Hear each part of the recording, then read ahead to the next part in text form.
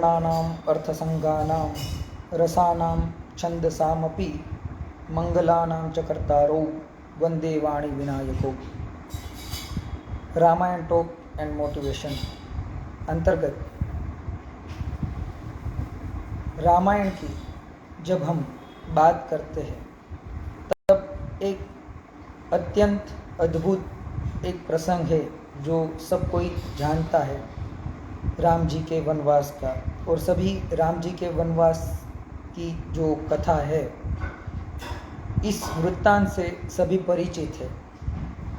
तो वो वृत्तांत जो है उसकी बात नहीं करनी है, लेकिन उस वृत्तांत के बीच जब राम जी को कहा जाता है कि आपको सप्त सप्त च वर्षाणि यानी 14 साल तक आपको वन में जाना है और भरतस्याभिषेचनम भरत जी का जो है वह अभिषेक होता है, ऐसा जब माता जी कहती है कैकेयी माता, तब यह समाचार सुन के जो लक्ष्मण जी जो थे वह अति शोक संतप्त होते और रुष्ट भी होते, क्रुद्ध भी होते।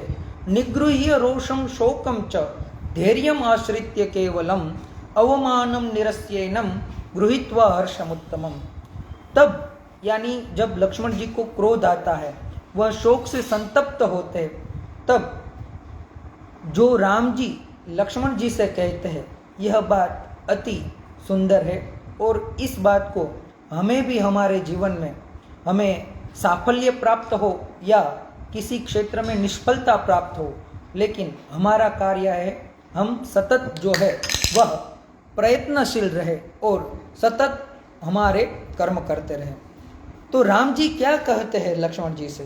कहते हैं सौमित्रे योभिषेकार्थे मम संभार संभ्रमः अभिषेक निवृत्त्यर्थे सोस्तु संभार संभ्रमः। हे सौमित्रे, हे लक्ष्मण, जैसे आप मेरे अभिषेक के लिए जितनी उत्साह से सभी सामग्रियां वस्तुएं इकट्ठी कर रहे थे, उसी उत्साह से अब आप मेरे वनवास की जो सामग्रियां है, जो वस्तुएं हैं, वह इकट्ठी कीजिए। तो यह चीज है कि एक ही पल में राम जी का राज्याभिषेक होने वाले थे और एक ही पल में उनको 14 साल का वनवास उनको मिल गया। फिर भी राम जी में ना तो हर्ष है अभिषेक का और ना तो जब उन्हें वनवास प्राप्त होता है तो उनका ना तो उन्हें शोक है। इसीलिए श्रीमद् भगवद गीता में भी कहा गया है दुःखेष्वनुद्विग्मना सुखेषु विगतस्पृहः वीतराग भयक्रोधः स्थितधीर्मुनिरुच्यते।